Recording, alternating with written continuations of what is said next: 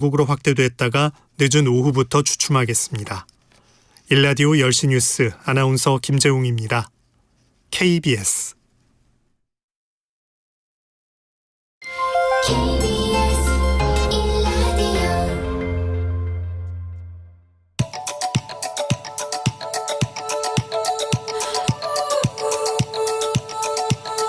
김성환의 시사야.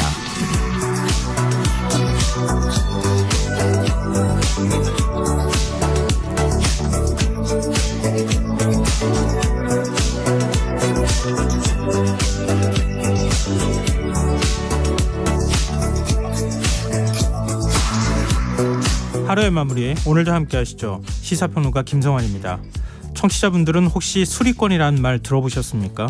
한마디로 수리할 권리를 말하는데요.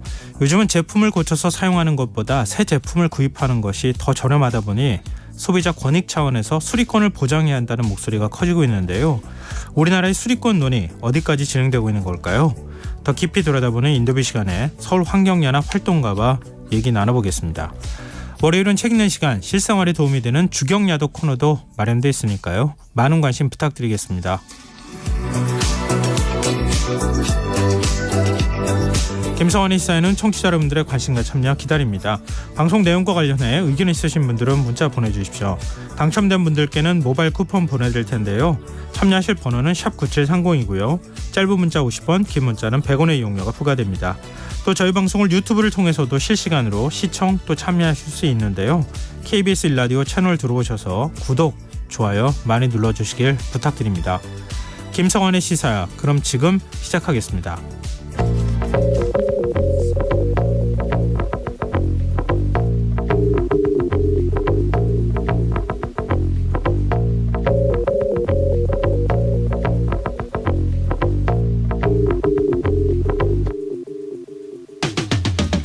지난 주말 뉴스를 보고 놀라신 분들 많으실 겁니다. 추석 연휴를 앞두고 일가족이 숨진 채 발견됐다는 보도가 잇따르고 있는 가운데 자녀 살해 사건에 대한 사회적 관심이 필요하다는 목소리도 커지고 있습니다. 실제로 보건복지부에 따르면 자녀를 살해한 후 극단적 선택을 한 사례가 지난 2018년 7건에서 지난 2022년 14건으로 늘어났다고 합니다. 최근 4년 사이 2배나 증가한 건데요. 이마저도 정확한 실태 파악이 이루어지지 않고 있다고 하죠. 전문가들은 자식을 부모의 예속관계로 보는 문화, 그러니까 내가 죽으면 우리 아이들도 제대로 살기 힘들 것이라는 인식을 바꿔야 한다고 지적하는데요. 정부가 지난해 아동학대 언론보도 권고 기준을 만들면서 그동안 흔히 사용해온 동반자살이라는 표현 대신 아동 살해 후 극단적 선택이란 말을 사용하도록 했지만 사회적 인식은 아직 크게 달라지지 않은 겁니다. 법조계에서는 비속살해, 그러니까 부모를 살해하는 존속살해와 달리 자녀 살해에 대해선 별도의 가중처벌 규정이 없다는 점도 문제로 지적하는데요. 이대로 괜찮은 걸까요? 사실 무엇보다 중요한 것은 절망에 빠진 사람들을 지원할 수 있는 사회 안전망을 보다 촘촘히 하는 일일 텐데요. 비극의 신호를 놓치지 않고 예방하기 위한 정부 차원의 노력이 시급해 보입니다.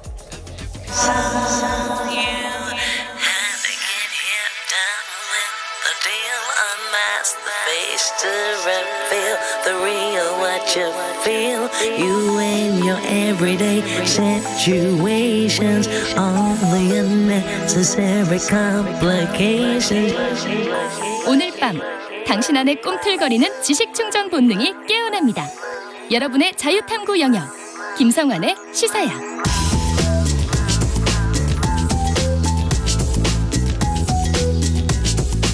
오늘 놓쳤던 뉴스 꼼꼼히 정리해드리는 뉴스야 시간입니다.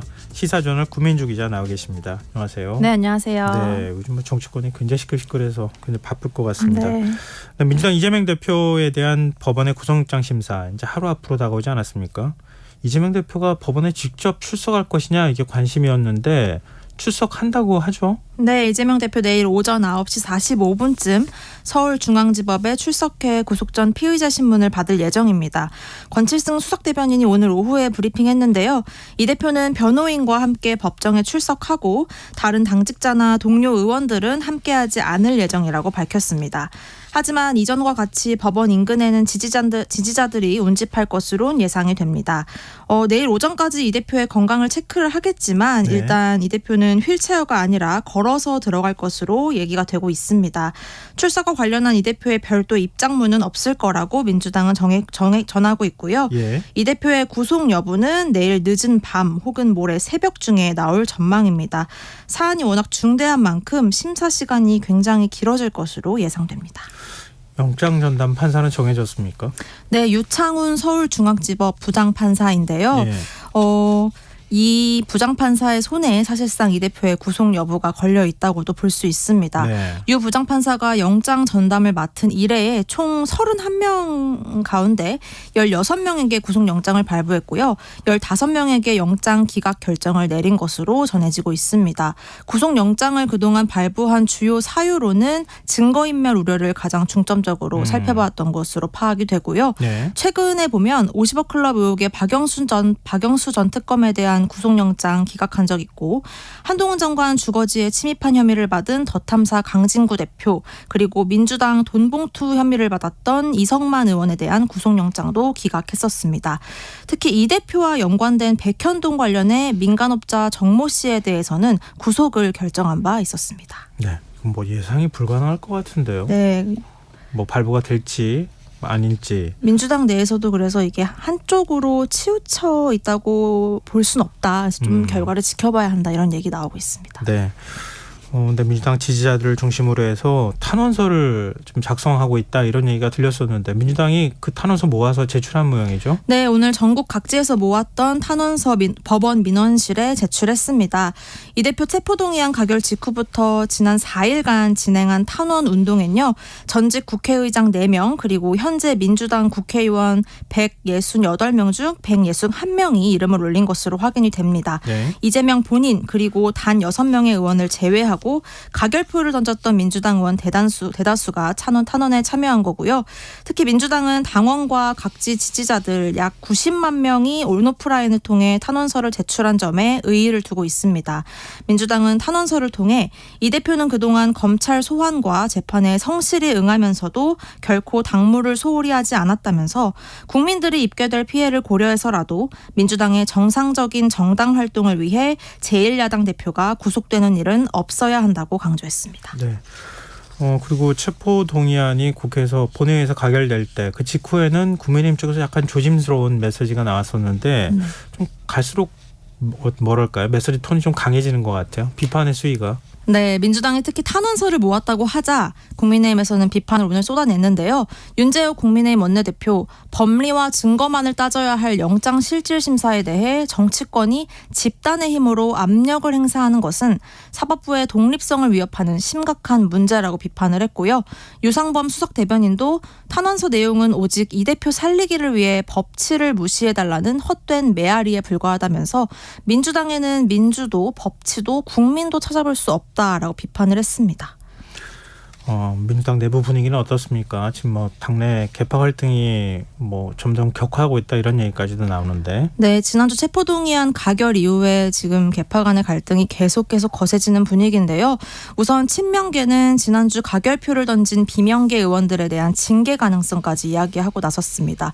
오늘 서영교 최고위원은 아침 라디오에 출연해서 설훈 의원이 가결표를 던졌다고 실명을 거론하면서 해당 행위에 상응하는 조치가 필요하다고 직접 강조하기도 했고요. 네. 정청래 최고위원도 오늘 회의에서 검찰과 윤 정권에 노란한 민주당 가결파들의 폭거가 기가 막히다고 저격하기도 했습니다. 친명계에서는 이 대표가 내일 혹 구속이 되더라도 이재명 체제엔 변함이 없을 거라고 강조하고 있는데요. 이 때문에 옥중 대표 체제, 옥중 공천 가능성 제기되고 있습니다. 여기에 대해 비명계 의원들도 점점 공개 비판을 쏟아내고 있습니다. 김종민 의원은 가결표 색출은 민주주의를 탈선해 독 독재로 가는 길이라고 비판했고요. 조응천 의원은 해당 행위라고 하는 건 적반하장이다라고 반발했습니다. 그런 가운데 지난주 비명계 박광훈 원내대표 사퇴에 이어서 오늘 사실상 유일한 비명계 송갑석 최고위원도 물러날 의사를 밝혔습니다. 네. 지금 박광훈 원내대표 사퇴하고 난 다음에 새 원내대표 선거를 치러야 되는 상황이잖아요. 네. 또 공교롭게도 이재명 대표 구속영장 심사 받는 날이에요. 맞습니다. 그러니까 내일 오전에 지금 원내대표 선출하겠다는 거죠. 내일 오후인가요? 2시에 의원총회 오후 열립니다. 2시. 네. 그러면 새 원내대표 그 출마자들은 네. 출사표는 몇 명이 던졌습니까? 네, 그 곽광훈 원내지도부 총사퇴 직후에 이 원내대표 선거가 굉장히 일사천리로 진행이 됐거든요. 네. 그래서 내일 결과가 발표되는데요. 주말 포함해서 4일간 후보 접수를 받은 결과 예. 김민석, 남인순, 우원식, 홍익표 이렇게 4명만 등록을 해서 사실상 범친명계 4파전이 치러지게 되었습니다. 이들 모두 출마에 변해서 기본적으로 이재명 대표와 민주당을 함께 지켜내자는 입장을 밝혔고요. 비명계 의원이 한 명도 출마하지 않은 것에 대해서는 체포동의안 가결 후에 좀 들끓는 당 안팎의 분위기를 고려해서 숨고르기에 나선 거란 얘기도 있고 네. 또 이탈표가 39표 나왔었잖아요. 예. 당내 비명계의 숫자가 어느 정도 이로 인해서 드러난 만큼 이 정도로는 당선이 쉽지 않다고 비명계 의원들이 판단했을 거란 분석도 나오고 있습니다. 말씀하신 대로 내일 이재명 대표 영장심사가 한창일 오후에 의원총회 열고 선출 절차 돌입할 예정입니다. 누가 유력하다 이런 얘기는 안 나와요? 다 이제 이쪽 얘기 들으면 이쪽이 유리하다. 이쪽 얘기 들으면 어느 그래요? 모임에서 지지를 하고 있다. 이렇게 얘기가 나와서요. 끝까지 지켜봐야 할 것 같은데요. 한쪽에서는 이 갈 곳 잃은 비명계의 표심이 또 결국에는 좌우하는 것 아니냐. 이런 얘기도 나오고 있습니다. 네, 알겠습니다. 합의 추대를 한다더라 이런 얘기도 지금 나오고 있는데 네. 선수도 지금 그 우원식 의원이 제일 선수가 높죠. 네. 예. 그리고 그 다음에 이제 삼선 의원들인데 글쎄요 어떻게 되는지 좀 지켜보죠. 내일이면 나올 테니까요. 네. 그리고 윤석열 대통령이 지난 유엔 총회에서 러시아와 북한의 군사협력을 경계하는 메시지 또 강하게 비판하는 메시지를 내놨었잖아요. 근데 북한이 이 연설에 대한 반응을 내놨어요. 네, 북한이 조선중앙통신을 통해 김윤미라는 개인 명의의 글을 올렸는데요. 네. 윤석열 대통령을 아주 원색적으로 비난을 했습니다. 윤 대통령을 향해 개거품을 물고 북한과 러시아 관계를 악랄하게 헐뜯다면서 정치 문외한, 외교 백치의 히스테리적 망발이라고 비난했습니다. 또 초보적인 정치 지식도 국제관계 상식도 전혀 없는 괴뢰가 스스로 미국의 어용 나팔수 확성기로 나서서 무턱대고 악청을 돋구는 꼴이 참으로 가관이라고도 비꼬았는데요. 그 밖에도 윤 대통령에게 바보 등 여러 가지 비속어를 쏟아냈고요. 이웃나라끼리 친하게 지내는 건 자연스럽고 정상적인 일이고 주권국가의 권리라고 강조했습니다. 참, 북한은 늘 보면 말이 이렇게 험악하다는 게 험해요. 예. 우리 정부도 가만히 있지 않았죠? 네, 외교부는 국제사회로부터 고립되어 있는 북한이 윤 대통령의 외교에 대해 언급할 자격이 없다라고 입장냈고요. 네. 그러면서 북한은 억지를 부리지 말고 참담한 북한 주민의 인권과 민생을 챙겨라라고 강조했습니다. 통일부도 기본적인 예의와 상식도 없는 북한의 저열한 수준을 보여준 것이라면서 언급할 가치도 없다고 밝혔습니다. 네. 그리고 항저우 아시안게임 개막식 참석차 중국을 방문한 한덕수 국무총리 시진핑 중국 국가주석을 만났어요. 네. 면담을 했다고 하는데 그 자리에서 나온 얘기가 우리 정부 발표하고 조금 그 중국 정부 발표하고 온도차가 느껴져서 이게 어느 발언이 맞느냐 이런 얘기가 나오는데 어떻게 된 겁니까? 네, 일단 지난 23일에 만났거든요. 네. 이 두 양측이 면담 후에 일단 우리 정부의 고위 관계자는 이 자리에서 시진핑 주석이 한덕수 총리에게 방한 문제를 진지하게 검토하겠다라고 밝혔다고 브리핑을 했습니다. 이렇게 시 주석이 방한을 하면 네. 2014년 박근혜 정부 시절 국빈 방한 이후 처음인 만큼 기대가 좀 커졌었는데요. 한중 관계가 정상화된다라는 되는 거다. 의미가 사드 배치 있는 이후에. 거죠. 네. 네. 그런 기대가 좀 커졌는데 하지만 이 면담 후에 중국 측이 공개한 발표문에는 우리가 공들여서 얘기한 시 주석의 방한 그리고 부산 엑스포 지지 검토 우리가 연내 추진 중인 한중일 정상회의 등 내용이 모두 빠져 있었습니다.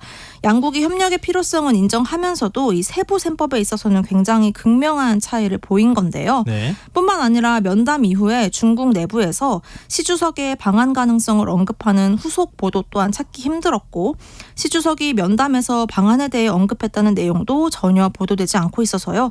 시 주석이 정말 방안을 할지 이 결정을 내리기까지 좀 갈 길이 멀어 보입니다. 우리 정부가 밝힌 것처럼 방화 문제를 진지하게 검토하겠다 이렇게 얘기하는 한 발언은 이거 외교적 그냥 수사라고 보이지는 않거든요. 우리 정부 발표 내용대로라면. 네. 근데 중국 정부는 이 정도면은 공개를 했었어야 되는 거 아닌가요?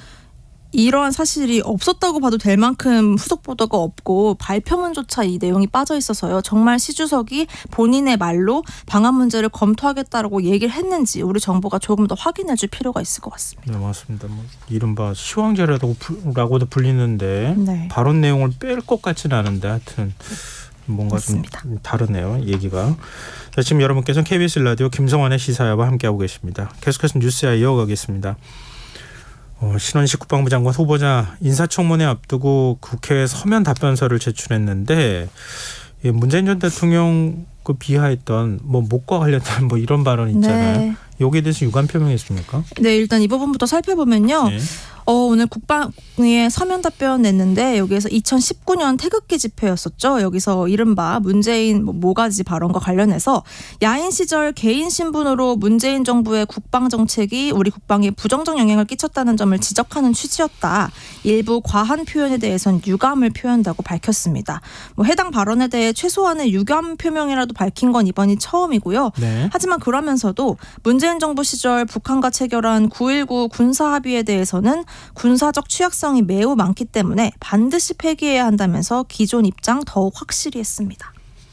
이거는 지금 통일부 장관 입장하고도 좀 다른 것 같은데 부분 네. 폐기 얘기하지 않았어요? 근데 이건 신 후보자는 반드시 완전 폐기 이렇게 얘기를 하고 있어서요. 그리고 신 후보자가 제출한 일부 답변 또 과거 했던 발언이 또 논란이 되고 있어요. 네, 조금 하나하나 살펴보면요. 네. 우선 12.12는 나라를 구한 일, 5.16은 혁명이라면 군사 쿠데타 옹호했던 발언을 한 것에 대해서는 오늘 신 후보자가 쿠데타를 옹호한 것이 아니었다. 우리나라 현실에서 쿠데타는 불가능하다는 점을 설명하는 과정에서 생긴 오해였다라고 해명을 했고요. 네. 다만 그러면서도 5.16 이후 대한민국이 산업국가로 발전한 혁명적 요소는 있었다고 덧붙이기도 했습니다.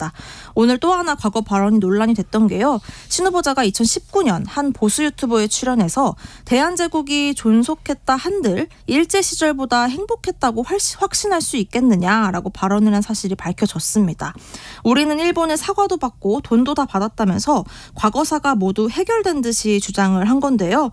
이 부분에 대해서 논란이 되자 신 후보자는 우리가 외세 침략이나 지배를 당하지 않도록 힘을 길러야 한다는 취지였다고 즉각 해명을 하기도 했습니다. 뭐 이른바 매국노 이완용의 일종의 매국 행위에 대해서 어쩔 수 없는 측면이 있다는 식의 얘기를 하지 않았습니까? 네. 근데 그 제국에 의해서 강제 점령을 당한 네. 대한제국 시절과 일제 시절을 비교를 하면서 대한제국이 더 나았다고 말할 수가 없었다. 네, 대한제국 존속했다 시절이 한들, 네. 그렇게 확신할 수 있겠느냐. 그땐 재산권도 없었고 인권도 없었는데 라는 얘기를 하면서 일제 시대 때는 있었어요? 그러게 말입니다. 이해가 잘 안 되네요. 그리고 이정찬 광복회장이 유인천 문체부 장관 후보자에게 공개 편지를 보냈다고 하는데 어떤 내용이 담겨 있었던 겁니까? 네, 기자간담회 오늘 열었는데요. 최근 윤석열 정부 인사들이 1948년 건국절 주장한 것에 대해서 헌법 전문을 좀 읽어보시라 라면서 그 부당성을 조목조목 반박했습니다. 이 회장은 헌법에 보면 유구한 역사와 전통에 빛나는 대한국민은 이라고 나오는데 이 유구한 역사라는 건 우리가 반만년 역사를 가진 민족이라는 뜻이라면서 48년 건국한 게 유구한 역사는 아니지 않나라고 지적을 했고요. 또 이 48년 건국 주장은 이승만 대통령의 대한민국 정부 수립 기본 방침에도 어긋난다고 강조하면서요. 네. 이승만 초대 내각은 단 한 번도 48년이 건국일이라고 주장하지 않았다면서 이전 대통령을 더는 모욕하지 말라고도 밝혔습니다. 이 회장은 이날 이런 내용이 담긴 편지를 유인촌 후보자에게 보냈다고 밝혔는데요. 유 후보자가 2008년 이명박 정부 문체부 장관으로 재직하던 당시에 전국 중고등학교와 군부대 등에 배포한 홍보용 책자에 건국 60주년이라는 표현을 실은 바 있었기 때문입니다. 당시에 광복회의 항의로 결국에는 이 부분을 고치긴 했지만 한바탕 임시정부 법통 논란이 불거진 바 있었거든요. 네. 이때 이를 이 회장이 재소환하면서 유인촌 후보자에게 다음 달 5일 열리는 청문회에선 대한민국이 임시정부법통을 계승했음을 다시 분명하게 밝혀달라라고 주문을 한 겁니다. 네. 그런가 하면 민주당이 김행 여성가족부 장관 후보자 자진 사퇴를 촉구했다는 소식도 있네요. 네, 민주당 여성가족위 위원들이 사퇴 요구한 건데요. 김 후보자가 가짜뉴스 때문에 도어 스태핑을 중단한다고 변명했지만 정작 본인이 거짓말을 일삼고 있고 또 본인이 경영한 회사는 가짜뉴스의 양산소였다는 게 드러났다라고 비판을 했습니다. 지금까지 드러난 이른바 주식꼼수 파킹 논란, 배임 혐의, 여러 가짜뉴스 양산 등 문제만 하더라도 이미 공직자 자질이 없다면서 김 후보자는 자진 사퇴하고 윤 대통령은 사과하라라고 요구했습니다. 근데 김 후보자와 관련한 뭐 지금 주식 파킹, 백지 신탁 뭐 이렇게 말씀하셨지만 의혹이 계속 불거져 나오고 있어요. 뭐 이것도 명확한 해명이 나오지 않아서 의혹 지속되고 있는데요. 네. 여기에다가 양성평등교육진흥원 즉 양평원 원장 재직 당시에 자신이 창업한 회사와 양평원 사이 수의 계약을 맺는 등 일감 몰아주기를 한 의혹이 제기되고 있고요. 여기에 대해서 김 후보자는 뭐 외압이 있을 수 없는 시스템이었다고 해명을 하고 있습니다. 그런가 하면 위키트리를 운영하던 시절 김행 기자 이름으로 보도된 성차별적 기사가 여러 건 있었다라는 지적도 제기됐는데요. 네. 여기에 대해서도 김 후보자는 자신이 쓴 게 아니라 시민 기자가 자신의 이름으로 쓴 것이라고 해명을 내놨습니다. 내부 시스템을 바꾸는 과정에서 임직원의 계정으로 시민 기자의 기사들이 분산된 거라는 주장입니다. 근데 김행 후보자가 위키트리 부회장 지냈던 거잖아요. 네. 근데 위키트리 운영할 당시에 뭐 사실상 사주라고 봐야 되는 거잖아요. 네. 지금 뭐 주식 파킹 논란도 그렇지만 자신이 청와대 대변인으로 갈 때 배우자, 자녀 그리고 자신이 갖고 있던 주식을 뭐 친인척이라든가 친인척. 아니면은 배우자의 친구한테 네. 전부 팔았다가 다시 사들였다는 거잖아요. 네. 그리고 이전 그 공은이 공동 창업자의 주식도 다 사들였다는 사들였죠. 거고요. 네. 그럼 실질적인 사주인데 그 당시에 위키트리 운영할 때 정정보도 손해배상 청구가 뭐 수십 건에 달했다고요? 네, 뭐 가짜뉴스가 살인 명기가 되고 있다면서 가짜뉴스 척결을 거듭 강조해온 김 후보자가 정작 부회장직을 맡아온 위키트리 매체에서 정정보도, 손해배상 등을 요구하는 언론중재위 조정 신청을 62건, 2017년 이후에 이렇게 62건이나 받은 것으로 확인이 됐고요. 김 후보자가 회사로 복귀한 이후에는 그 건수가 상당히 급증한 것으로도 파악이 됐습니다. 조정 신청 사유는 대부분 사실과 다르다, 즉 허위 보도, 가짜뉴스라는 것이었습니다. 언중이 한 자료에 따르면요. 2019년부터 4년간 위키트리가 가장 많은 시정 공고를 받은 두 번째 언론사로 꼽히기도 했고요. 이에 대해 김 후보자는 출근길에 오늘 기자들에게 네. 개방형 플랫폼으로 시민기자 제도를 운영한 매체의 특성 때문이었다고 해명했습니다. 글쎄요. 가짜뉴스 척결 얘기하면서 가짜뉴스 네. 때문에 출근길 물납도 안 한다 그러면서 자신이 운영했던 언론사에서는 가짜뉴스가 쏟아져 굉장히 나와서 양산을 했죠. 논쟁 계속 소송이 붙거나 언론중재위원회 중재 신청이나 이런 것들이 많이 들어갔었다. 이거 어떻게 봐야 될지 모르겠네요. 방송통신심의위원회 직원이 이메일을 뭐 보낸 게 논란이 되고 있습니까? 네, 류희림 신임위원장을 포함해 내부 직원들에게 이메일을 돌린 건데요. 핵심 내용 전달드리면 위원장님께서 척결하시려는 가짜뉴스란 게 도대체 무엇이냐. 최소한의 사회적 논의나 합의도 없이 위원회가 그동안 지켜온 원칙과 기준들을 무시하면서 인터넷 언론사까지 일방적으로 심의를 확대하고 자체 모니터링을 하겠다고 진행하고 있는 이 가짜뉴스 척결은 정말 사회적 대의를 위한 것인가라고 꼬집었는데요. 또 새로 마련된 가짜뉴스 심의 전담센터 업무가 정확히 무엇이고 어디까지인지 아는 사람이 내부에 아무도 없다고도 지적했습니다. 류혜림 위원장은 지난달 임명된 이후에 가짜뉴스를 긴급 안건으로 신속 심의하라고 지시했고 또 인터넷 신문까지 심의를 넓히겠다고 발표한 바 있는데요. 하지만 이 척결해야 할 가짜뉴스 기준이 도대체 무엇인지 또 이게 그렇게도 국가에 사활이 걸린 중차대한 사안인지에 대한 의문과 우려가 이어지고 있고 이 상황에서 내부 직원이 답답함을 토로한 겁니다. 하지만 방통심의위 오늘 김만배 뉴스타파 인터뷰를 인용 보도한 KBS, JTBC, YTN의 최고 수위 징계인 과징금 부과 의결 확정했습니다. 네, 화제를 좀 바꿔보죠. 정부가 청와대를 관리하고 활용하기 위해 가칭 청와대 재단을 설립한다고요? 네, 비영리 재단법인 청와대 재단을 문체부가 설립해서 내년부터 청와대 관리와 활용을 위한 업무를 위탁할 계획을 밝혔는데요. 그동안 윤석열 정부와 함께 개방됐지만 관람객 급감 또 관리 소홀 등 논란이 이어지면서 당초에 자신만만했던 2천억 경제 효과가 어디로 간 거냐라는 지적을 받아왔는데 과연 청와대 활용도를 높여 관람객을 다시 불러들일 수 있을지 주목되고 있습니다. 재단 설립하는데 돈은 얼마나 들어갑니까? 330원을 새롭게 투입한다고 330억 합니다. 원? 억 원, 네. 이것도 좀 적지는 않은 금액이네요. 자, 오늘 뉴스아이 여기까지 하겠습니다. 지금까지 시사저널 구민주 기자였습니다. 고맙습니다. 고맙습니다.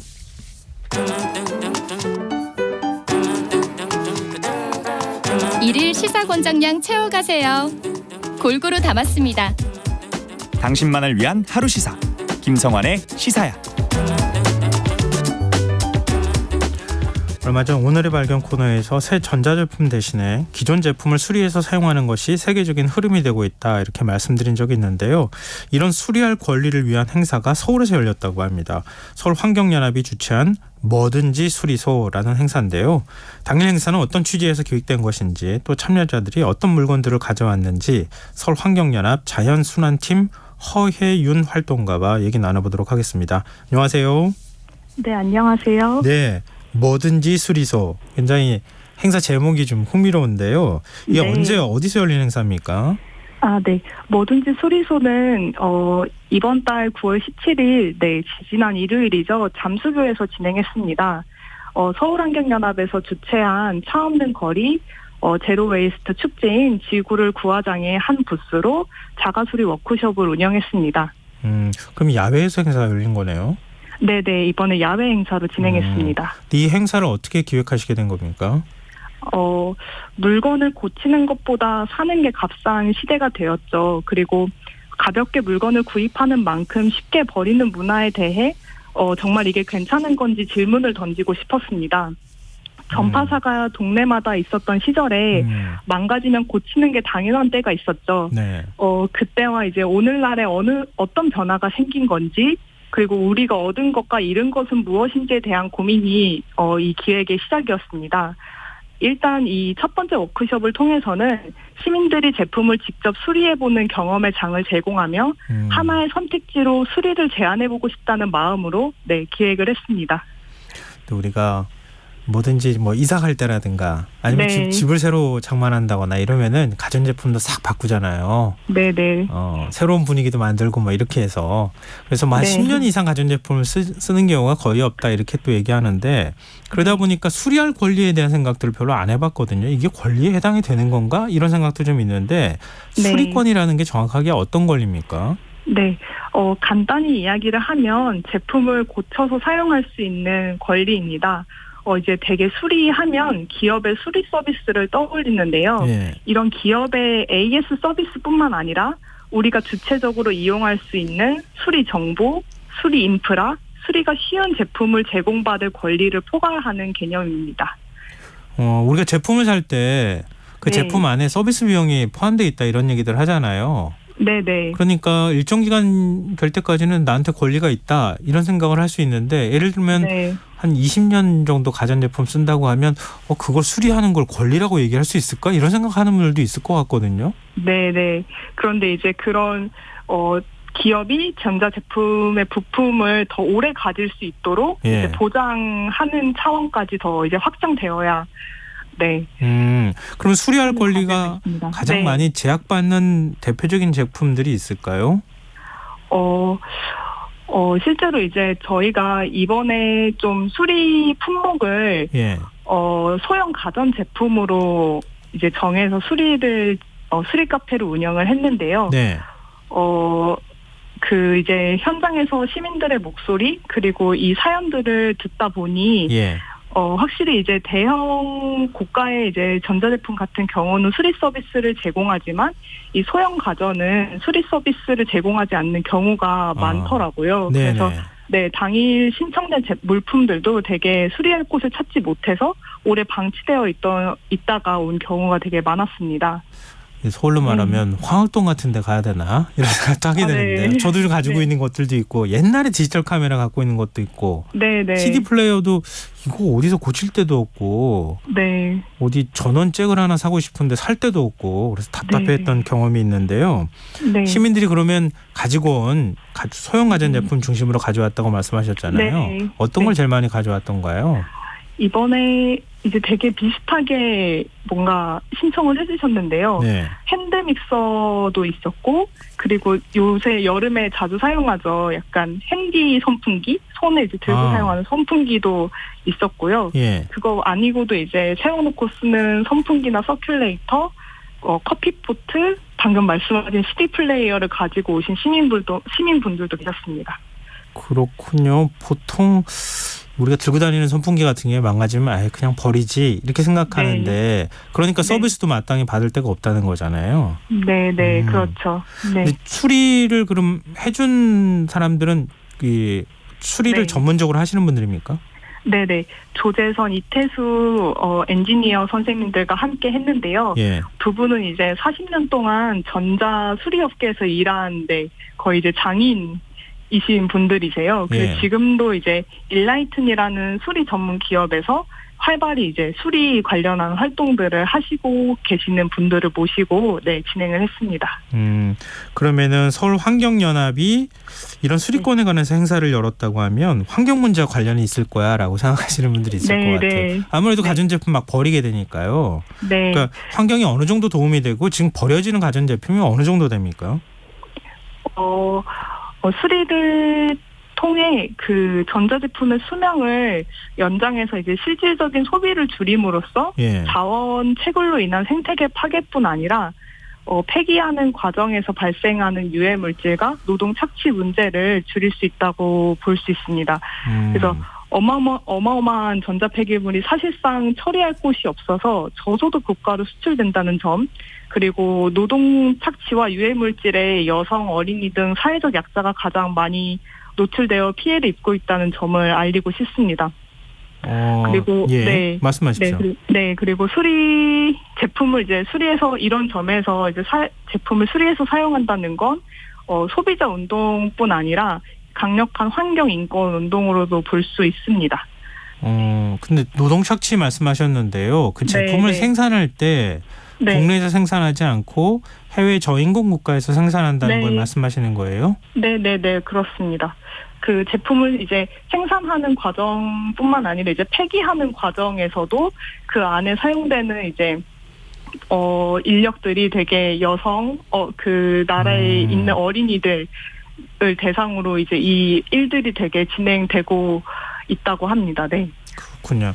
일종의 환경의 외부와 같은 뭐 이런 개념에 가까운 얘기들 해주신 거 아닌가 또 싶은데요. 네. 지금 그 유럽 연합을 중심으로 해서 수리권 그 논의가 굉장히 많이 빨리 진척되고 있는 거죠. 네. 상황이 그렇습니다. 어느 정도입니까? 네. 유럽 연합에서 이제 2020년에 발표한 신순환 경제 계획안에 생산 및 소비 단계에서부터 수리가 용이하도록 제도 변화를 추진하고 있고요. 그리고 그 기업에게 이제 제품 수리가 가능하도록 만들 것을 요구하고 주기적인 소프트웨어 업데이트를 의무화하고 제품 단종 금지 기간을 도입하고 있습니다. 그리고 유럽뿐만 아니라 이제 미국에서도 관련 논의가 되게 활발하게 진행되고 있는데요. 2018년부터 이제 여기서는 수리권 논의가 시작돼서 29개 주에서 수리권 법안이 통과된 상태입니다. 지적 재산권과 안전 문제로 이제 AS 시장 독과점 문제가 발생해서 바이든 정부가 자가 수리권 보장을 위한 행정명령을 내렸고요. 이를 시작으로 이제 연방거래위원회에서 독과점 행위를 불법으로 규정하는 성명서를 채택합니다.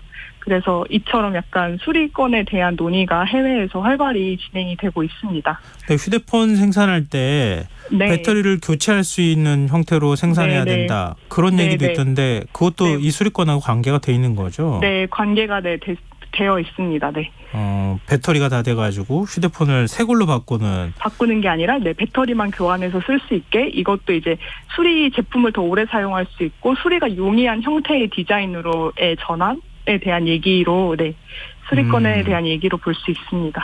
근데 뭐 지금 EU, 유럽연합하고 미국에서 이런 움직임을 보이면은 네. 가전제품을 생산하는 기업들에서도 아무래도 이런 방향으로 갈 수밖에 없지 않겠어요? 네, 그렇죠. 지금 추세는 어떻습니까? 한국의 추세를 물어보시는 건가요? 예, 뭐 한국은 사실은 조금 논의가 많지 않은 것 같다는 생각은 드는데요. 네. 어떻습니까? 네, 우리나라도 이제 작년에 수리할 권리가 국회 본회의를 이제 통과를 했습니다. 현 법안의 이제 내용에는 법적 보증 기간 내에 수리 서비스 제공을 위한 부품을 확보할 것, 그리고 부품 배송 기간에 대한 명시가 되어 있는데요. 네. 근데 그 밖에 이제 수리에 필요한 사항은 대통령령으로 정하도록 명시가 함께 되어 있습니다. 근데 이와 관련된 사항을 이제 어떻게 정리할 것인지는 논의가 많이 필요합니다.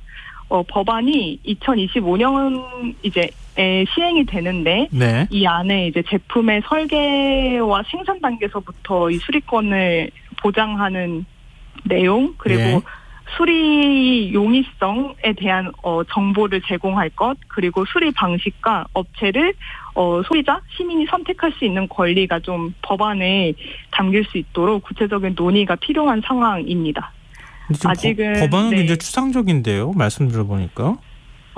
네, 지금 법안에서 이렇게 담겨 있는 내용은 아주 작은 부분이죠. 부품 확보와 부품 배송 기간만을 얘기하고 있는데 이제 실제로 설계 단계에서부터 제품이 더 수리 가능하게 디자인되도록 하는 유럽의 법안처럼 가야 하는 방향도 논의가 아직 되지 않고 있고요. 예. 그리고 프랑스의 사례가 되게 저는 인상적이었는데 프랑스에서는 이제 수리 가능성 등급 의무 표기제, 그러니까 약간 말이 어려운데 풀어서 얘기를 하면 이 제품이 수리가 쉬운지 어려운지 등급으로 제품에 이제 표시가 되도록 하는 법안을 이제 도입을 했는데요. 네, 그래서 2021년 1월부터 프랑스에서는 가전제품의 수리 등급이 의무 표기가 됩니다.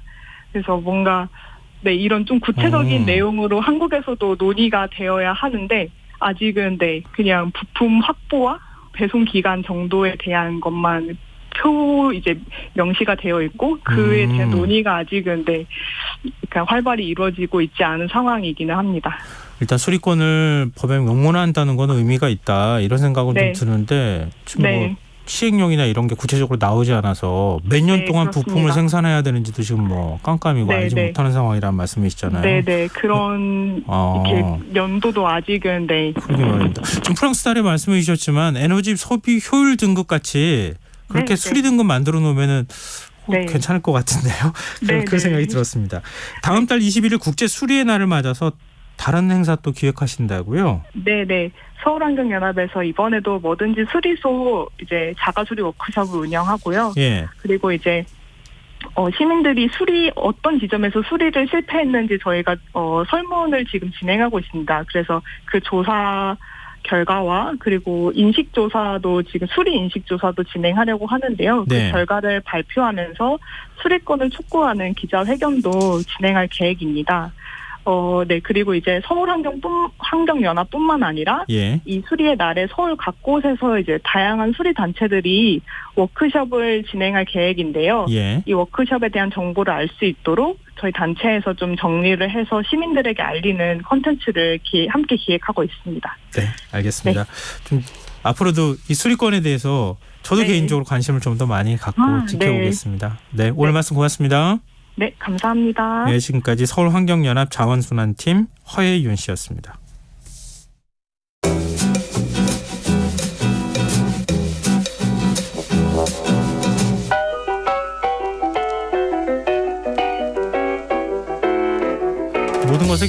모든 것의 경제적 가치를 따지게 된 현대사회에서 사랑은 어떤 의미일까요? 또 사랑에 성공하기 위해서는 무엇이 필요한 걸까요? 실생활에 도움이 되는 책 함께 읽어보는 시간이죠. 주경야독 성신여자대학교 겸임교수이자 북튜버 이시안 작가 함께하겠습니다. 안녕하세요. 네, 안녕하세요. 오늘은 약간 말랑말랑한데요. 주제가 맞습니다. 사랑 얘기인가 보죠? 맞습니다. 그런데 오늘은 매월 말에 소개하는 벽돌책 읽기 기간이거든요. 네? 벽돌책인데 어떻게? 네, 그러니까요. 근데 이 벽돌책이라는 게 꼭 예. 두꺼운 책이라기보다는 잘 안 읽혀지는 고전 같은 책들도 이야기를 하잖아요. 네. 그러니까 그래야 깨는 거니까. 그래서 오늘은 이름은 정말 많이 들어보셨을 거예요. 근데 아마 읽은 사람도 정말 많지 않은 책이거든요. 네. 에리 프롬의 사랑의 기술입니다. 저자 얘기만 들어도 머리가 갑자기 탁 하고 아픈 느낌이 드는데요. 네. 책 제목은 아마 보신 분들이 꽤 있을 것 같아요. 제가 이게 고등학교 때요. 책 제목만 보고 샀다가 낭패를 당한 책이 딱 2권 있거든요. 이거 왠지 호기심 가잖아요. 사랑의 기술. 네. 네. 그러니까 이 에리 프롬의 사랑의 기술. 네. 진짜 뭐 사랑의 기술 하면서 이제 고등학교 때 샀고요. 또 한 거는 버트란드 러셀의 게으름을 위한 찬양입니다. 둘 다 이게 고등학생이 좋아할 만한 제목이잖아요. 그렇죠. 게으르면 좋을 것 같은 네. 시절이잖아요. 근데 사실 이게 고등학생뿐만 아니라 그 일반적인 직장인들도 굉장히 네. 좋아할 만한 제목이긴 한데, 근데 막상 보면 철학이나 또 사회학 책이라고 할 수 있잖아요. 네. 그래서 절대 손이 가지 않는 책들이긴 합니다. 그런데 이 책이요, 그 네. 사랑의 기술 이 책이요, 몇 년 전에 크게 주목받은 적이 있어요. 방탄소년단이요, 네. 어느 날 네. SNS에 별다른 설명 없이요, 책 3권의 제목을 올려서 많은 팬들에게 떡밥을 투척한 적이 있습니다. 네. 그게 그중 한 권이 이제 데미안이었고요. 네. 또 한 권이 그 융의 영혼의 지도. 예. 그리고 마지막 한 권이 사랑의 기술이거든요. 그때 이 사랑의 기술이 엄청 관심받아서 한때 좀 많이 팔리기도 했습니다. 전부 다 어려운 책인데요. 제가 올 때는. 맞아요. 특히 융의 영혼의 지도는요. 아. 진짜 모르겠더라고요. 결코 쉽지 않은 책인데. 네. 그러면 사랑의 기술. 네. 이거 어려운 책이라고 말씀하셨는데 이거 정리하기도 쉽지 않을 것 같은데요. 근데 한마디로 정리하는 건 오히려 간단해요. 예. 사랑은 받는 것이 아니라 하는 것이다. 이런 얘기예요. 뭐 노래 가사도 아니고 말이죠. 되게 오래된 노래 같은데 그거 지금 떠오르시네. 네. 이 사랑을 받는 것은 수동적인 행위고요. 네. 사랑을 하는 것은 능동적인 행위잖아요. 사랑에 빠지는 것이 한순간의 감정이라면 사랑을 유지하는 것에는 시간과 노력이 필요합니다. 네. 이 책에서 이야기하는 사랑의 기술이란 건요, 능동적으로 사랑을 하고 그리고 그것을 유지하는 데 필요한 여러 가지 기술과 방법들에 대한 이야기거든요. 그러니까 기본적으로 사랑은 하는 사람의 노력이 필요한 기술적인 훈련이다. 이런 얘기인 거예요. 얼마나 훈련을 해야 되는 거예요? 보통 사랑이 시효는 3년이다. 네, 그렇죠. 길어야 3년이다. 이런 네, 얘기를 하잖아요. 네, 이것도 뭐 나름 실험을 통해 가지고 확인했다고 얘기하던데. 네, 그 실험도 있고요. 옛날에 프랑스와즈 사강이 또 그런 얘기를 했었죠. 그러면은 10년 살려면 어떻게 해야 되는 건가? 이런 생각을 할 수 있지 않겠어요? 네. 그래서 이제 연습과 훈련이 필요하다라는 얘기인데요. 네. 그러기 위해서 먼저 대상을 잘 분석해야 하잖아요. 그래서 이 에리 프롬은 먼저 사랑에 대한 분석을 합니다. 예. 에리 프롬은 사람은요, 분리 상태를 극복해서 고독의 감옥에서 떠나려는 절실하고도 원초적인 욕구를 가지고 있다라고 해요. 확실히 좀 어렵죠. 네, 표현은 어휘들이요. 어려운데 네. 고독하고 싶지 않은 거잖아요. 그렇죠. 네, 맞습니다. 그런데 그 합일에 이른 방법이 바로 사랑이라는 거예요. 올바른 사랑에 내포된 4가지 요소가요, 보호, 책임, 존경, 지식입니다. 이게 설명을 좀 해보자면요. 네. 사랑에는 보호라는 면이 포함되어 있는데 이는 책임을 수반해요. 그렇죠. 네. 그런데 그 존경이 없는 책임은 지배와 소유로 타락을 하게 돼요. 상대방을 존중해줘야 하지 않는 것에 대한 책임은 그렇다는 거고요. 그리고 이 존경은 그 사람에 대한 지식에서 기인하게 됩니다. 그래서 사랑이 바로 보호, 책임, 존경, 지식이란 4가지 요소를 내포하게 된다는 건데요. 네. 사랑의 기술에서는 이런 분석 툴로 여러 가지 종류의 사랑을 분석을 해요. 그중에서도 부모 자식 간의 사랑에 대한 이야기가 좀 재밌거든요. 네. 어린이는 10세 이전만 해도요, 사랑을 받기만 합니다. 이때는 아무 조건 없이 주는 어머니의 사랑이 필요할 때라는 거예요. 네. 하지만 어머니의 사랑은 조건이 없긴 해도요, 자기의 통제는 벗어난 사랑이죠. 어린이는 그 젊은이로 가면서, 네. 그러니까 어린이에서 젊은이로 되면서 아버지의 사랑으로 넘어가게 됩니다.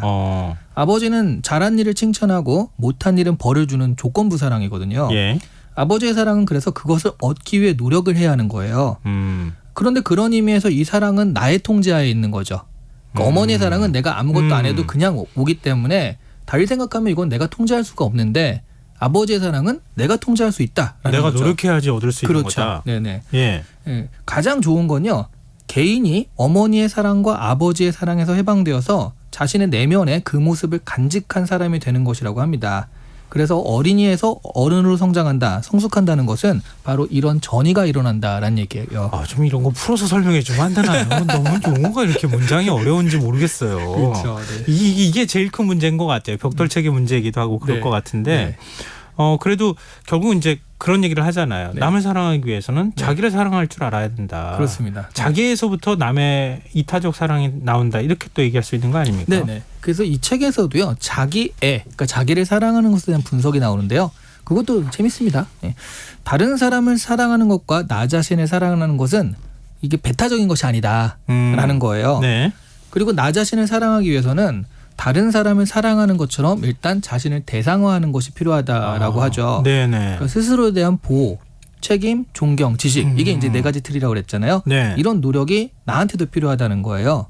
나 스스로와 다른 사람을 동시에 사랑하는 사람이 그래서 가장 올바른 사람의 모습이다라고 하죠. 근데 현대인들은요, 이 독립적인 개인을 특징으로 하잖아요. 예. 요즘은 뭐 초개인화를 넘어서 핵개인화라는 말도 쓰고 있잖아요. 핵개인화가 뭐예요? 초개인화보다 더 이제 개인화된 사회다. 그러니까 완전히 개인주의다. 네, 그런 사회다라고 네. 해서 그런 말들을 요즘에 쓰고 있긴 하거든요. 그래서 필연적으로 외로울 수밖에 없어요. 자기 자신, 동료, 그리고 자연으로부터 소외가 됩니다. 이게 현대인의 병인데요. 이것을 해결하기 위해서는 가짜 사랑을 경계하며 진심으로 서로를 사귀고 사랑해야 한다라고 이제 에리 프롬이 사랑의 기술에서 계속 이야기하는 거예요. 이게 심리학은 진짜 어렵습니다. 나를 그렇죠. 이렇게 떼내가지고 네. 객관화시켜서 네.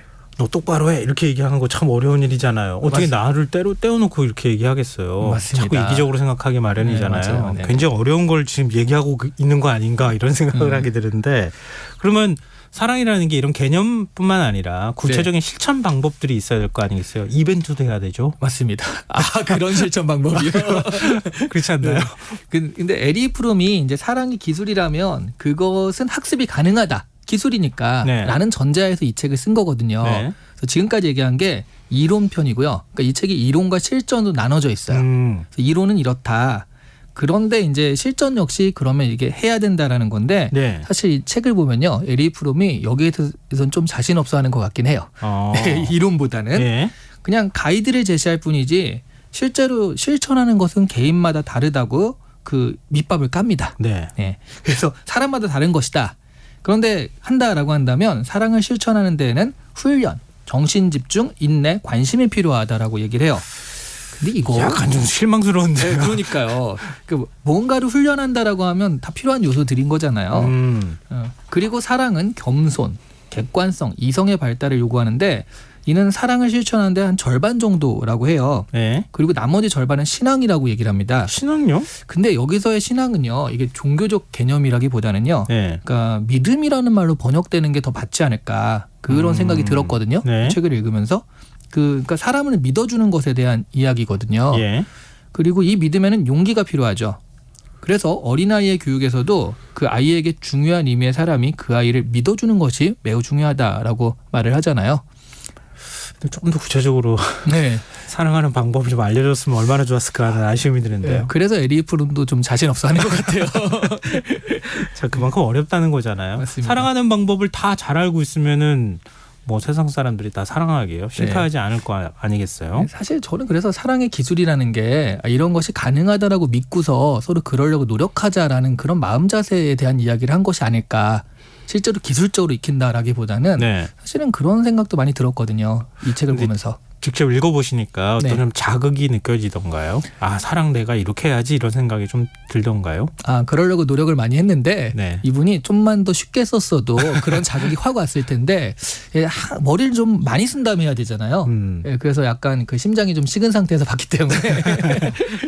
근데 한 번쯤 사랑에 대해서 네. 좀 깊이 있게 고민하는 그런 계기가 될 수 있을 것 같아요. 맞습니다. 책을 읽으면. 그러니까 우리가 좀 얕은 어떤 기술적인 문제를 얻기보다는. 맞습니다. 근데 앞서 이제 방탄소년단 말씀을 잠깐 하셨잖아요. 근데 방탄소년단 노래 보면 네. 노래 들으면서 10대들이 굉장히 용기 얻는다 이런 말 많이 하잖아요. 맞습니다. 그리고 앨범 자체도 어떤 테마를 가지고 내고요. 그 테마가 이제 활동과 연결이 되기 때문에 네. 그 청년들한테 메시지가 굉장히 분명한데요.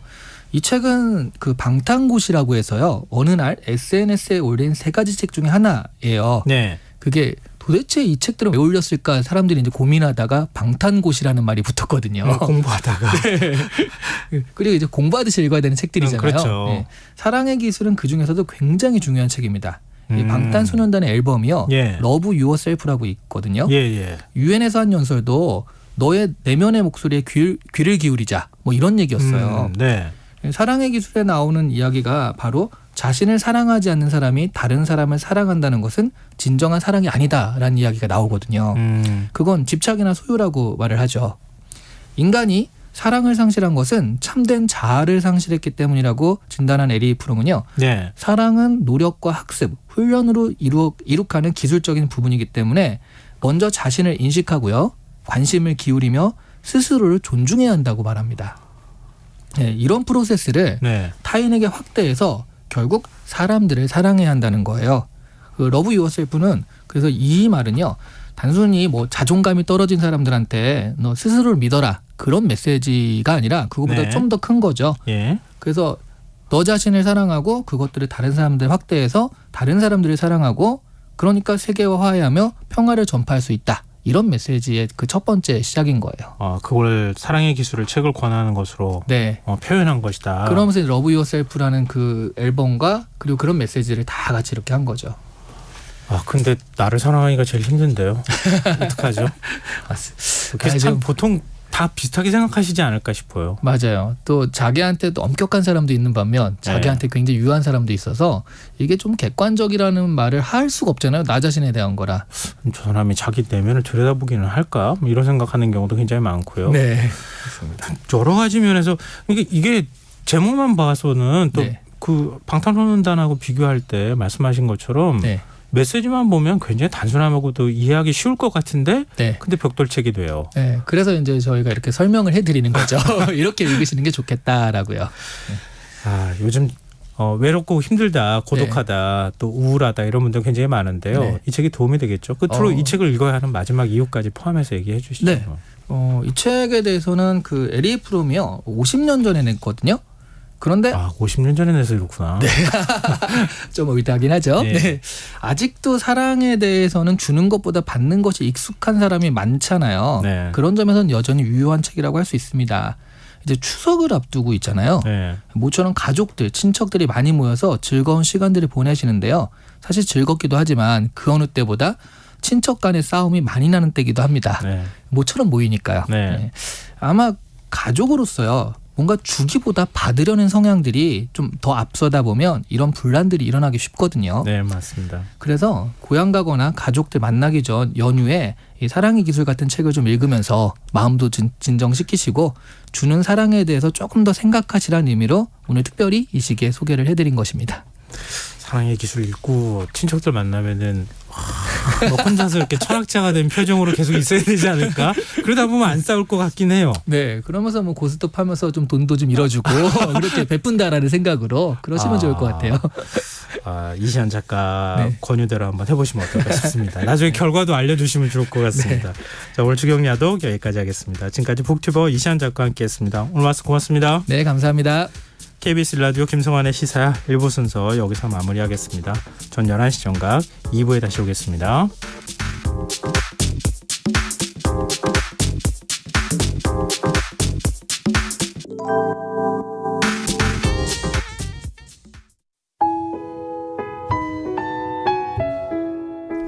청취자 여러분, 위기가정을 찾아주세요. 어려운 경제 상황 속에서 긴급한 경제적 지원이 필요한데도 복지 사각지대에 놓여 있어 아무런 지원도 받지 못하고 극한 상황으로 내몰리고 있는 위기가정이 늘고 있습니다. KBS 강태원 복지재단에서는 사회 안전망에서 벗어나 위기에 처해 있는 가정을 발굴해 긴급 지원하는 사업을 진행합니다. 여러분 주위에 스스로의 힘만으로는 도저히 일어설 수 없는 힘든 이웃이 혹시 있는지 찾아봐 주세요. 우리 사회의 건강한 구성원으로 신속히 복귀할 수 있도록 KBS 강태원 복지재단이 작은 힘을 보태겠습니다. 여러분의 제보 전화를 기다립니다. KBS 강태원 복지재단 제보 전화 1533-0900, 1533-0900입니다.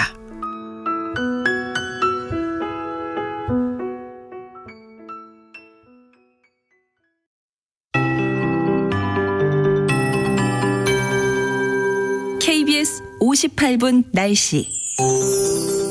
지금 전국 대부분 지역에서 비가 약하게 내리거나 빗방울 떨어지는 곳이 있습니다. 내일도 전국적으로 비가 내리겠습니다. 늦은 오후부터 밤 사이에는 소강 상태에 보이는 곳이 많겠고 제주도는 내일 오후에 가끔 비가 오겠습니다. 모레는 중부지방과 전북, 경북지방에서 오후까지 비가 내리겠습니다. 내일과 모레 예상 강수량 강원 영동과 경북 북부 동해안 20에서 70mm, 중서부 지방과 경북권 5에서 40, 전북과 제주도 5에서 20, 전남과 경남 5mm 미만입니다. 목요일 오후부터 전국이 차차 맑아지겠고 추석날은 전국이 대체로 맑은 날씨가 예상돼 전국적으로 보름달을 볼 수 있겠습니다. 토요일은 가끔 구름 많겠고 일요일 대체로 맑겠습니다. 월요일과 화요일도 가끔 구름 많은 날씨가 이어지겠고 연휴 기간 동안 기온은 평년과 비슷하거나 조금 높겠습니다. 내일 아침 기온은 서울 19도 등 전국이 17도에서 23도가 예상됩니다. 낮 기온은 제주 29도, 광주, 부산 26도, 대전, 대구 24도, 인천 23도, 서울은 22도가 예상됩니다. 미세먼지 농도는 전국적으로 좋음으로 예상됩니다. 서울지방 현재 기온 20.4도, 지금까지 강수량 1.2mm입니다. KBS 58분 날씨 전금배입니다.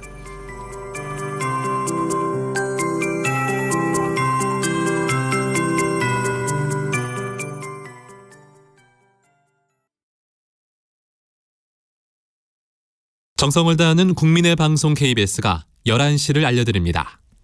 AM 711kHz, FM 97.3MHz, KBS 1라디오입니다. HLKA.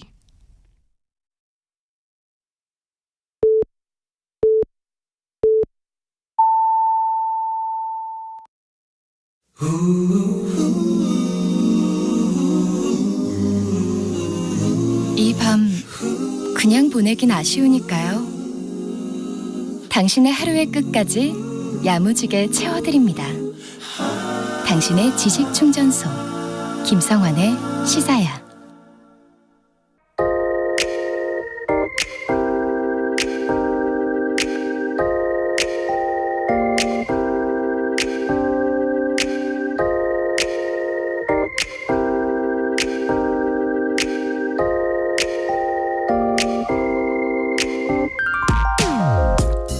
몇 년 전부터 사람들의 입길에 오르더니 무임승차 폐지 논란 때 반짝 주목을 받는가 싶다가 급기야 외신 보도에까지 등장한 단어가 있습니다. 지공거사. 지하철 공짜의 줄임말인 지공에 일을 하지 않고 노는 사람을 뜻하는 한자어 거사를 합성한 일종의 자조적인 표현인데요. 국내 언론이 아닌 미국 일간지 뉴욕타임즈가 지공거사를 주목할 거라고는 전혀 예상하지 못했기에 주말 사이 적지 않은 국내 언론들도 관련 기사를 인용 구도하는 모습을 보이기도 했습니다.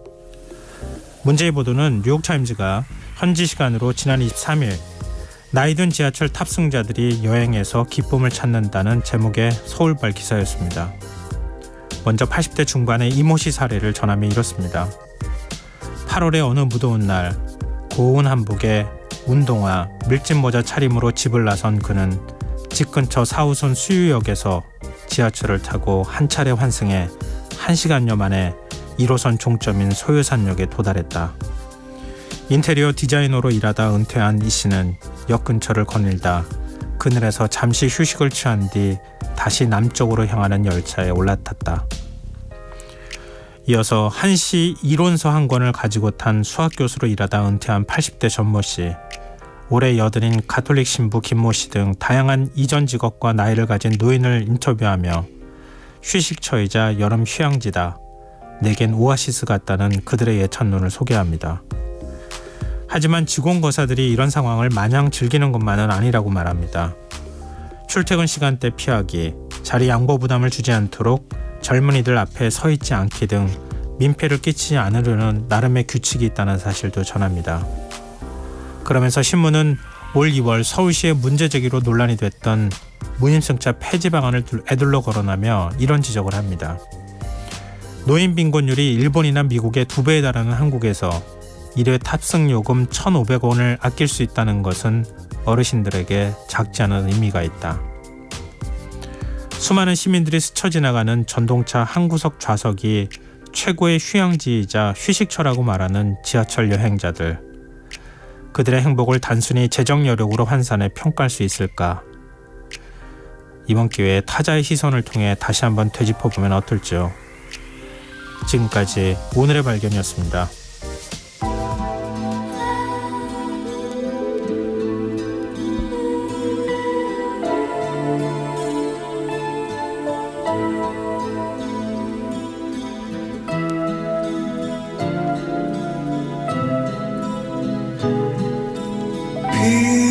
비가 오는데 끝없이 창문을 적시는데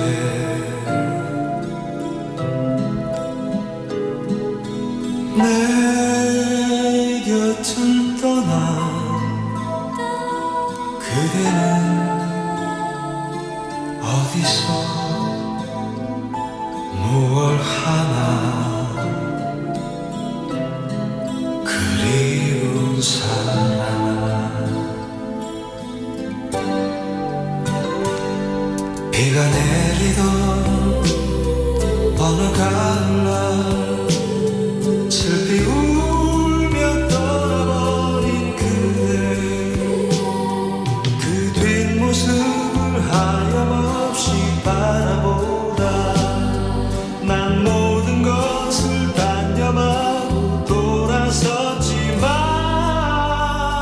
수많은 세월이 흐른 뒤에도 나는 그대를 이토록 못 잊어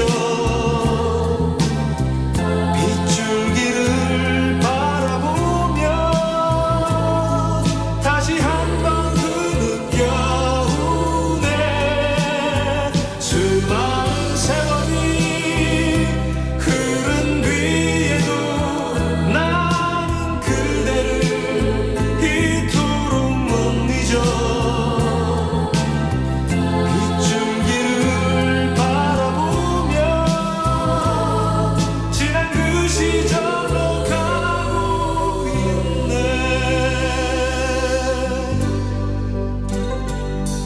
건립 적시는 하얀 빗줄기 눈물 속에 떠오르는 그대 그 달콤했던 속삭임을 들으면서 내 삶의 길은 그 언제나 외로웠어라 수많은 세월이 흐른 뒤에도 나는 그대를 이토록 못 잊어 빗줄기를 바라보며 다시 한번 그 느껴오네 수많은 세월이 흐른 뒤에도 우리 사랑은 지울 수 없기에 방황하는 내 마음은 그대 숨소리를 느끼며 그대 숨소리를 느끼며 지난 그 시절로 가고 있네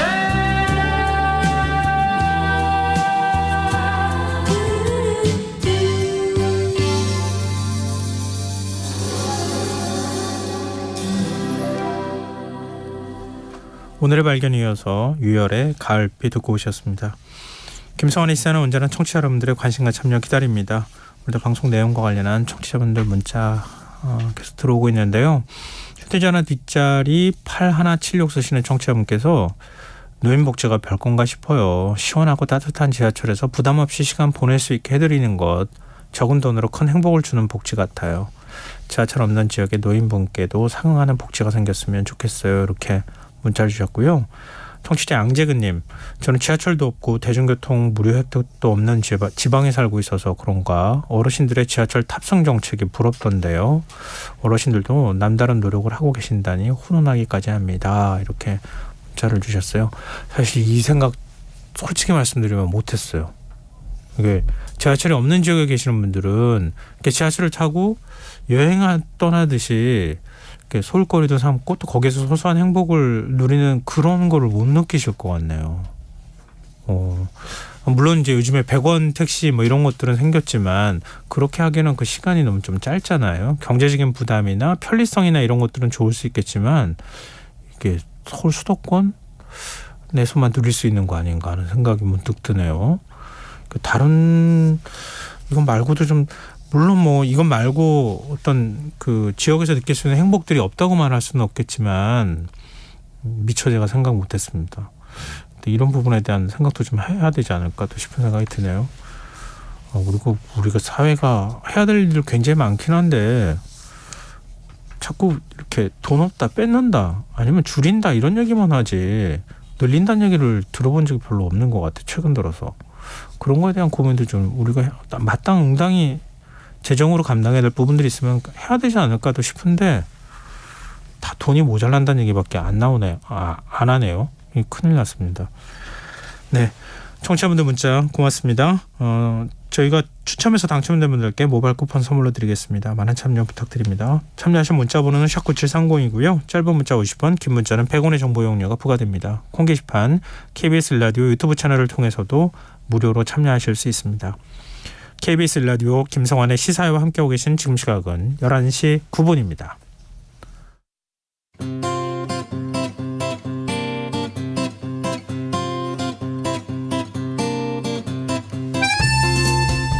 지난 토요일 항저우 아시안게임이 개막했죠. 많은 분들이 우리 선수들의 승전보를 기대하며 경기 중계를 챙겨보고 계실 텐데요. 이번 아시안게임은 코로나19 팬데믹 시대에 처음으로 열리는 국제종합대회인데다가 디지털과 친환경을 핵심 키워드로 하고 있다는 점에서 적지 않은 화제가 되고 있습니다. 세계면 오늘은 항저우 아시안게임을 둘러싼 흥미로운 이야기 나눠보도록 하겠습니다. 외신 캐스터 전주현 씨 나와 계십니다. 안녕하세요. 네, 안녕하세요. 코로나 팬데믹이 아니라 코로나 엔데믹 이후에 처음 열리는 국제대회입니다. 제 표현 어쩐지 제가 얘기하고 나는데 팬데믹 네. 죄송합니다. 엔데믹입니다. 네. 코로나19 때문에 지금 연기가 된 거죠? 그렇습니다. 대회가. 워낙 작년 9월 10일부터 25일까지 열렸어야 돼요. 근데 작년에 이제 시진핑 중국 국가주석이 5월 5일에 제로 코로나 정책 유지를 강조하는 연설을 했습니다. 그 하루 만인 다음 날인 5월 6일에 아시아 올림픽 평의회가 아시안 게임을 연기하겠다라는 발표를 내놨었어요.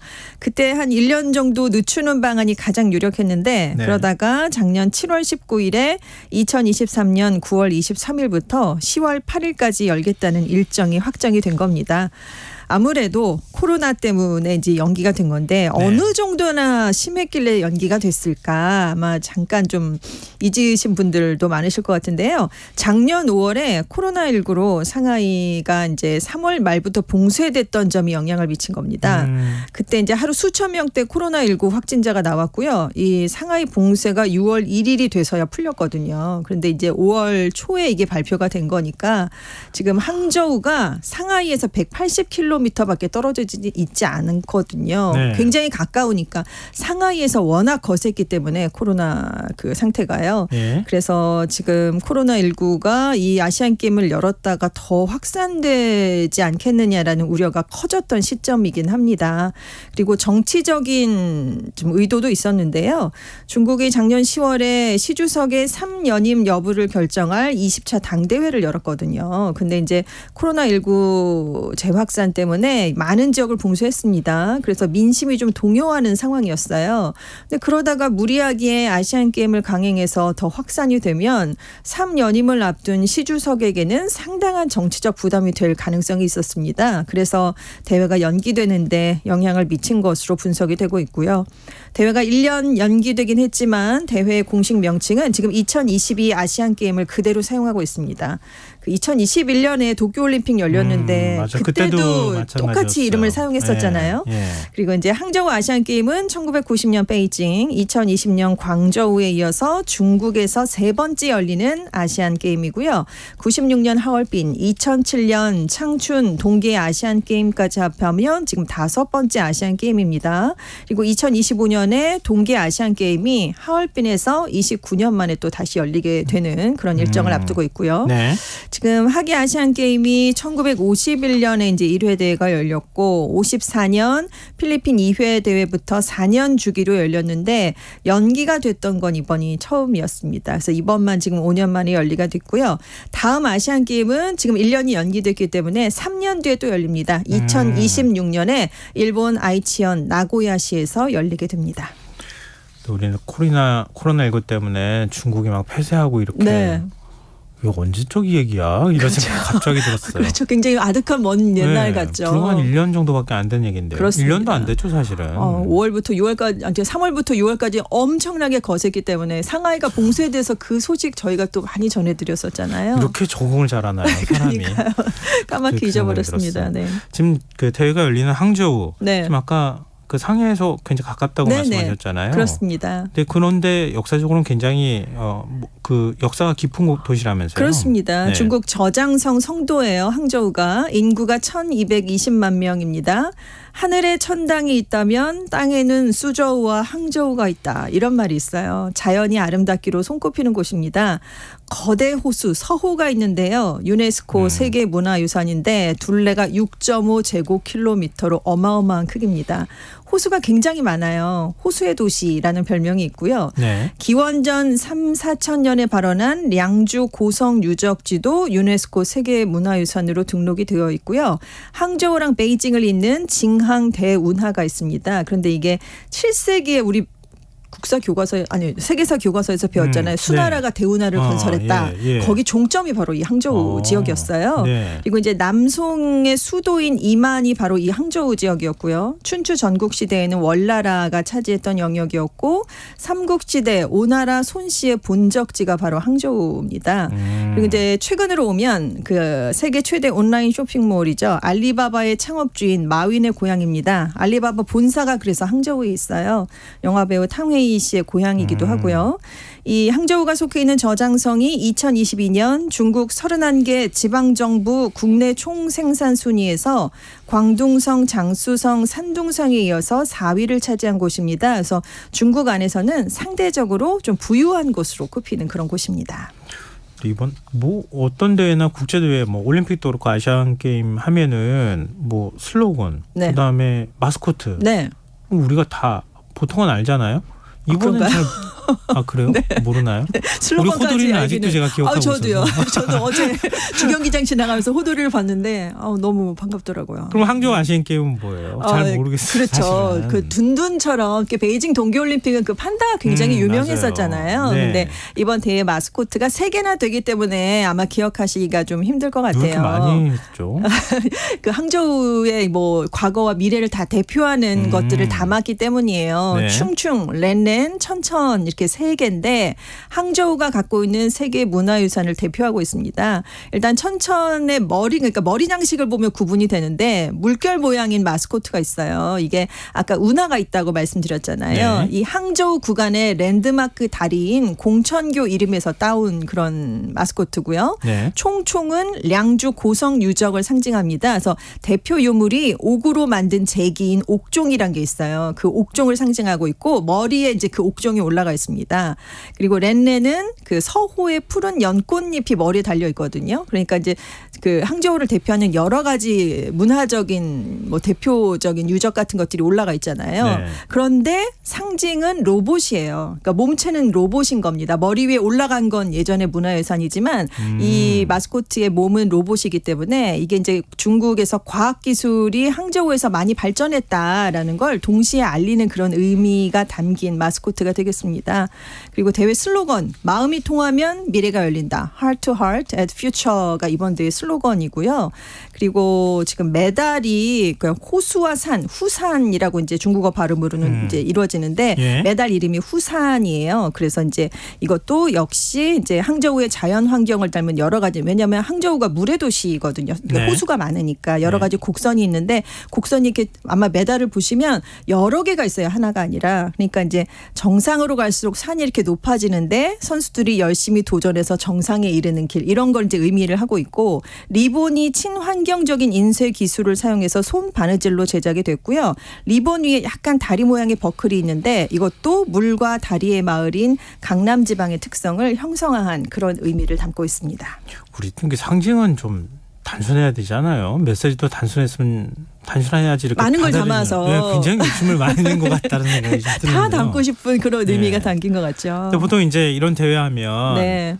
선수들한테 뭐 월계관을 씌워주는 경우도 있고 꽃다발을 선물하는 경우도 있고 뭐 인형 줬던 것도 제가 기억이 네네 나는 그렇죠. 것 같은데 메달 딴 선수들한테 우리도 수호랑 주고 그랬었어요. 네. 평창 동계올림픽 때. 이번에는 메달 딴 선수들한테 뭘 주는 거예요? 일단 메달을 주고요. 왜 꽃다발을 이제 뒤이어서 주게 되는데 네. 지금 이번에 잘 보면 꽃다발이 아니라 꽃병에 꽂힌 꽃을 받고 있습니다. 이 선수들이요. 네. 이것도 이제 이름이 큰 열매가 주렁주렁 열린다는 뜻의 슈거 레일레이라는 그런 의미를 담고 있는데 네. 이게 중국 국가 무형 유산인 동양 목조각 방식으로 제작이 됐어요. 이게 1400년 역사를 갖고 있다고 합니다. 남송시대 도자기자인 관요 화고에서 영감을 받았는데요. 네. 그 전국시대의 승리를 축하할 때 썼던 그런 그릇이라고 해요. 그게 이제 그러다가 송나라 때 이제 꽃꽂이에 쓰이는 도자기로 발전을 해서 이제 두 가지 의미가 담겼는데 그 꽃병을 받을 선수들의 손 크기랑 그립감 같은 데이터를 모두 모았답니다. 그래서 인체 공학적으로 그 디자인이 접목이 됐다고 해요. 이것도 무형문화재 전수자가 다 제작을 일일이 했고요. 근데 이제 꽃이 담겨 있어요. 꽃병만 주는 게 아니라. 네. 그래서 풍자, 결실을 상징하는 이제 선수들이 결실을 이룬 거니까요. 벼이상, 연꽃, 뭐 그리고 뭐 항저우의 특산 실물인 룽징차 같은 14종의 꽃이 그 안에 담기게 됩니다.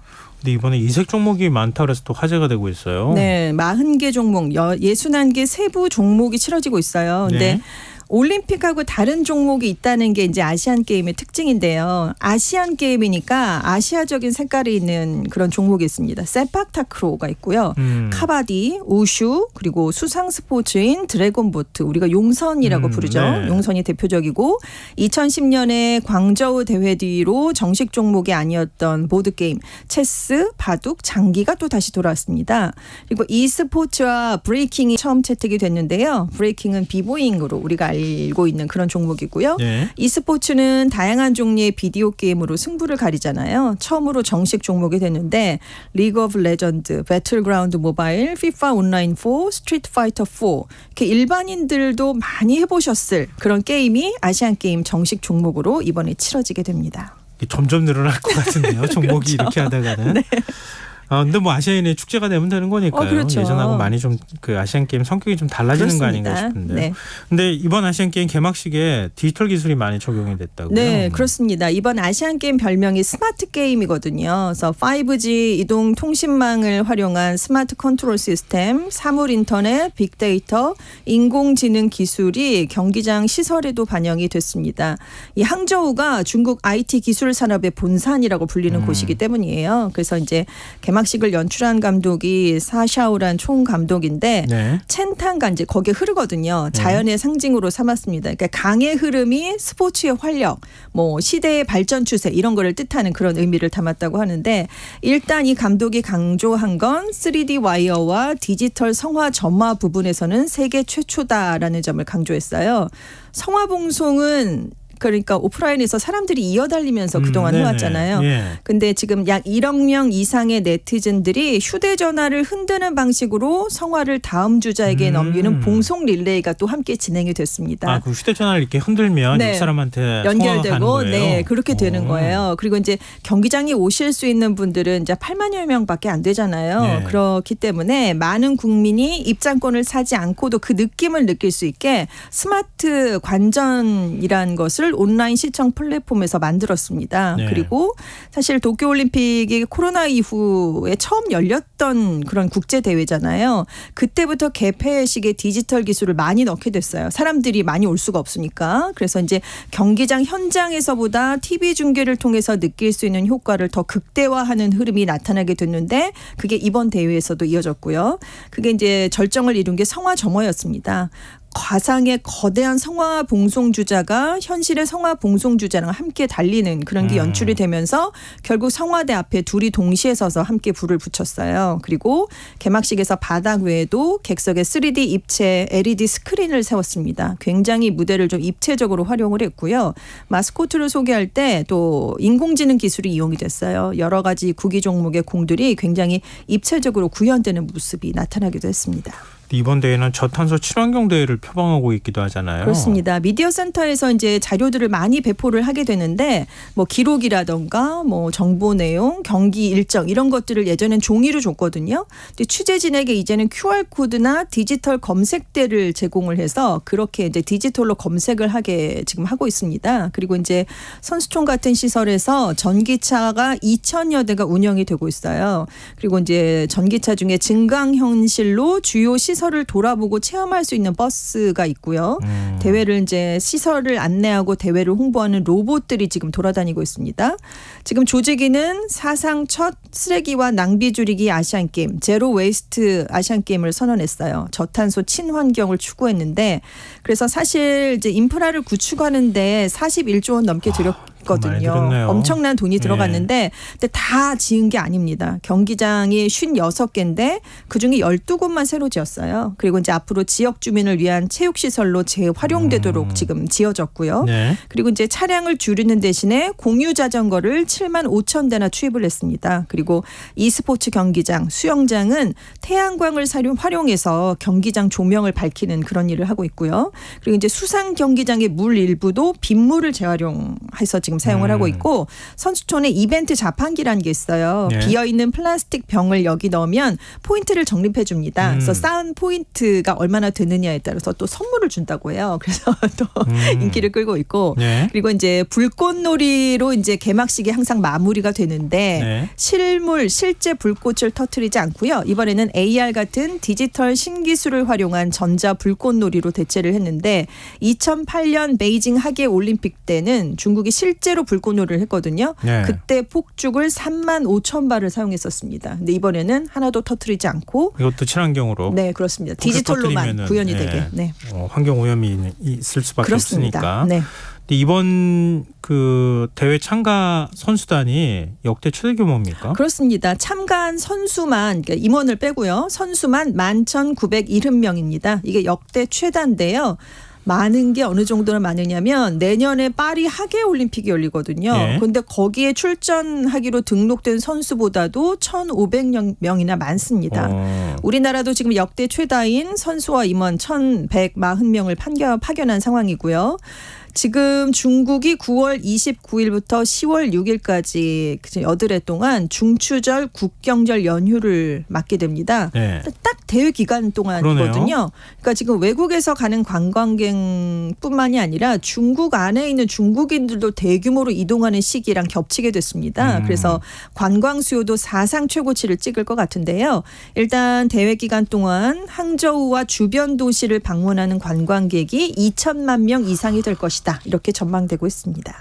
이번 대회는 북한 선수단도 참여를 했죠? 네, 5년 만에 네. 국제대회에 나왔어요. 네. 왜냐하면 징계를 받았기 때문인데요. 북한이 코로나19가 유입되는 걸 막겠다라면서 2021년에 열린 도쿄 하계올림픽에 일방적으로 불참을 했습니다. 그래서 IOC가 징계를 내렸어요. 왜냐하면 전쟁 같은 불가항력적인 이유를 빼고는 올림픽에 불참을 한다는 건 올림픽 헌장을 위배하는 사안이기 때문입니다. 그래서 2022년 말까지 북한이 국제대회에 출전할 수 없는 징계를 받았어요. 근데 이제 올해 풀려서 5년 만에 지난번 아시안 게임 이후 5년 만에 국제 무대에 돌아오게 됐고요. 북한이 18개 종목에 185명의 선수를 파견했습니다.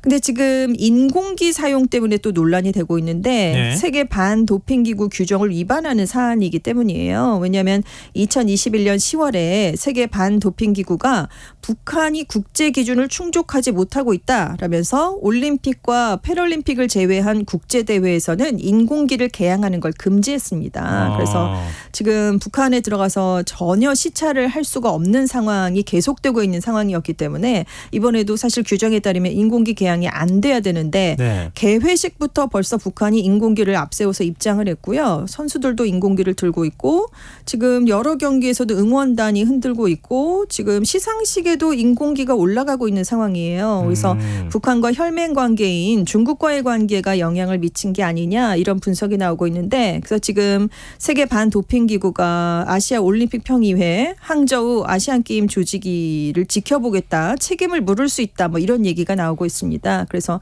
아시안게임을 주관하는 곳이 아시아 올림픽 평의회인데요. 코로나19 때문에 그런 게 아니냐 이런 생각을 좀 참작해야 된다라면서 사실상 북한을 두둔하는 그런 비호하는 발언을 내놨습니다.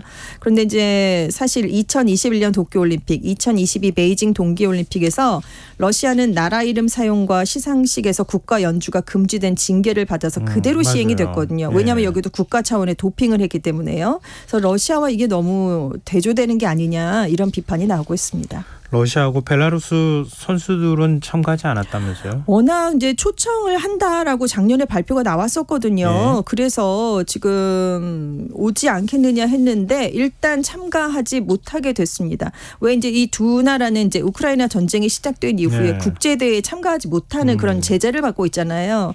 근데 이제 IOC가 내년 파리 올림픽에서는 전쟁을 지지하지 않고 군하고 관련이 없는 선수는 중립 선수로 참가할 수 있게 하겠다 이렇게 권고를 했어요. 그래서 그동안 국제대회 경험을 못 쌓으니까 러시아와 벨라루스 선수들이 와서 경험을 쌓을 수 있게 하겠다라는 게 아시아 올림픽 평의회의 의견이었는데 근데 이제 IOC가 이 아시아 올림픽 평의회 결정을 인정하지 않았다. 그래서 초대장을 받지 못해서 우리랑 벨라루스 선수들은 가지 못했다라고 러시아 올림픽위원회가 발표를 했습니다.